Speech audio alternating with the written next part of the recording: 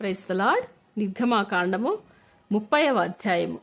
మరియు ధూపము వేయుటకు నీవు ఒక వేదికను చేయవలెను. తుమ్మకర్రతో దాన్ని చేయవలెను.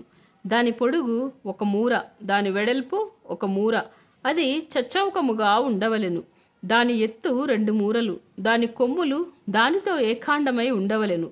దాని పైభాగమునకు దాని 4 ప్రక్కలకును దాని కొమ్ములకును మేలిమి బంగారు రేకులు పొదిగించి దానికి చుట్టూ బంగారు జవను చేయవలెను. దాని జవకు దిగువను దానికి 2 బంగారు ఉంగరములు చేయవలెను. దాని 2 ప్రక్కల ఎందలి దాని 2 మూలల మీద వాటిని ఉంచవలెను. అవి దాని మోయు మోతకర్రలకు స్థలములు. ఆ మోతకర్రలను తుమ్మకర్రతో చేసి వాటికి బంగారు రేకు పొదిగింపవలెను. సాక్ష్యపు మందసమునొద్ద నుండు అడ్డతెర ఎదుట అనగా శాసనముల మీద కరుణాపీఠము ఎదుట నీవు దానిని ఉంచవలెను.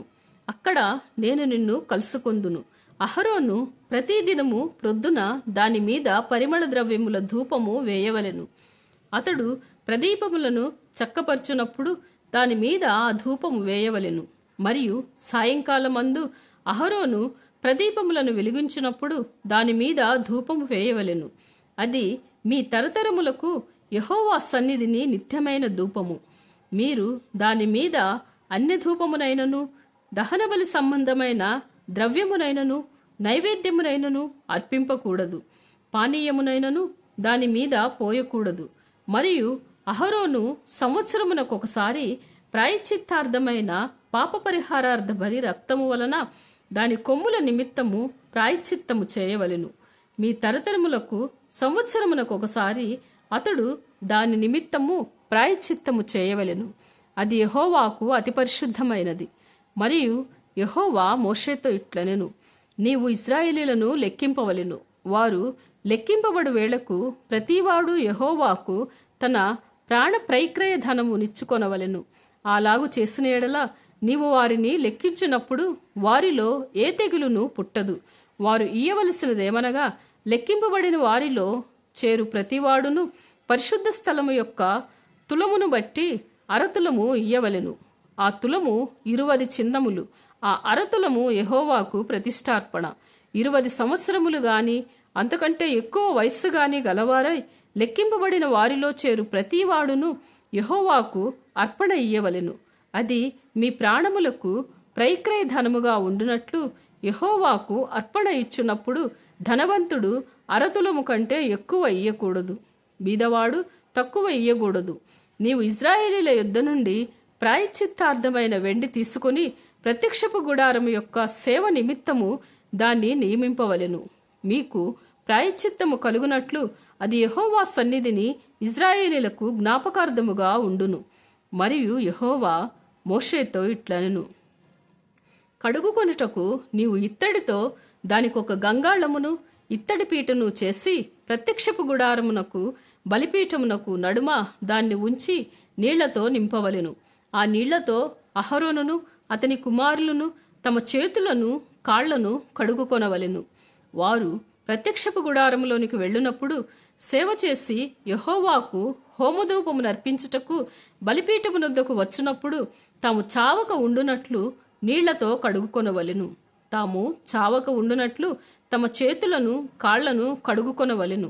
అది వారికి అనగా అతనికి అతని సంతతికిని వారి తరతరములకు నిత్యమైన కట్టడగా ఉండును.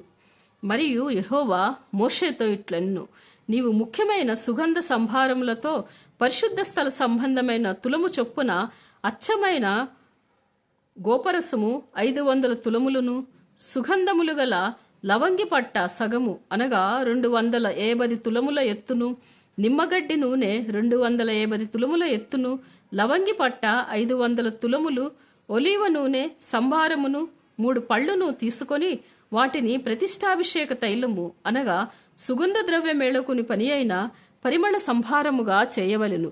అది ప్రతిష్టాభిషేక తైలమగును. ఆ తైలముతో నీవు సాక్ష్యపు గుడారమును, సాక్ష్యపు మందసమును, బల్లను, దాని ఉపకరణములన్నింటినీ, దీపవృక్షమును, దాని ఉపకరణములను, ధూపవేదికను, దహన బలి పీఠమును, దాని ఉపకరణములన్నింటినీ, గంగాళమును, దాని పీటను అభిషేకించి అవి అతి పరిశుద్ధమైనవిగా ఉండునట్లు వాటిని ప్రతిష్ఠింపవలెను. వాటిని తగులు ప్రతి వస్తువు ప్రతిష్ఠితమగును. మరియు అహరోనును అతని కుమారులను నాకు యాజకులై ఉండునట్లు నీవు వారిని అభిషేకించి ప్రతిష్ఠింపవలెను. మరియు నీవు ఇశ్రాయేలీలతో, ఇది మీ తరతరములకు నాకు ప్రతిష్టాభిషేక తైలమై ఉండవలెను. దానిని నరశరీరము మీద పోయకూడదు. దాని మేళనము చొప్పున దాని వంటి దేనినైనను చేయకూడదు. అది ప్రతిష్ఠితమైనది. అది మీకు ప్రతిష్ఠితమైనదిగా ఉండవలెను. దాని వంటిది కలుపువాడును అన్యుని మీద దానిని పోయువాడును తన ప్రజలలో నుండి కొట్టివేయబడవలెనని చెప్పుము. మరియు యెహోవా మోషేతో ఇట్లనెను, నీవు పరిమళ ద్రవ్యములను అనగా జటామాంసి, గోపిచందనము, గంధకపు చెక్క అను ఈ పరిమళ ద్రవ్యములను స్వచ్ఛమైన సాంబ్రాణిని సమభాగాలుగా తీసుకొని వాటితో ధూపద్రవ్యమును చేయవలెను. అది సుగంధ ద్రవ్య మేళకుని పనిచొప్పున కలుపబడి ఉప్పుగలదియు స్వచ్ఛమైనదియు పరిశుద్ధమైనదియునైన సుగంధ సంభారము. దానిలో కొంచెము పొడి చేసి నేను నిన్ను కలుసుకొను ప్రత్యక్షపు గుడారంలోని సాక్ష్యపు మందసము ఎదుట దాన్ని ఉంచవలెను. అది మీకు అతి పరిశుద్ధముగా ఉండవలెను. నీవు చేయవలసిన ఆ ధూప ద్రవ్యమును దాని మేళనము చొప్పున మీ నిమిత్తము మీరు చేసుకొనకూడదు.